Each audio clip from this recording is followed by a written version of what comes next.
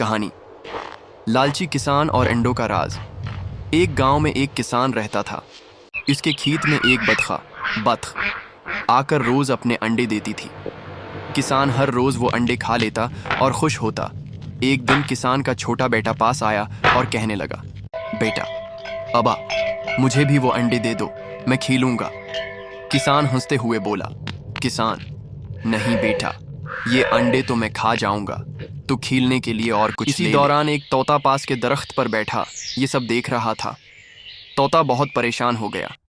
اس نے سوچا، طوطا اپنے دل میں، اگر کسان روز سارے انڈے کھا جائے گا تو پھر بطخ کب بچے دے گی؟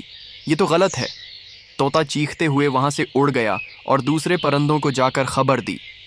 سب پرندے اکٹھے ہو کر کسان کے گھر آئے اور اسے سمجھایا کہ انسان کو لالچ نہیں کرنا چاہیے، ورنہ کل کو تمہارے پاس نہ بطخ رہے گی اور نہ ہی انڈے۔ کسان کو اپنی غلطی کا احساس ہوا اور اس نے وعدہ کیا کہ اب سے وہ انڈے نہیں کھائے گا، بلکہ بطخ کے بچے نکلنے کا انتظار کرے گا۔ آخرکار بطخ کے انڈوں سے ننھے بطخ کے بچے نکلے اور سب خوش ہو گئے۔ لیکن بچوں، طوطا ابھی تک ناراض ہے کیونکہ ابھی تک آپ لوگوں نے لائک سبسکرائب نہیں کیا۔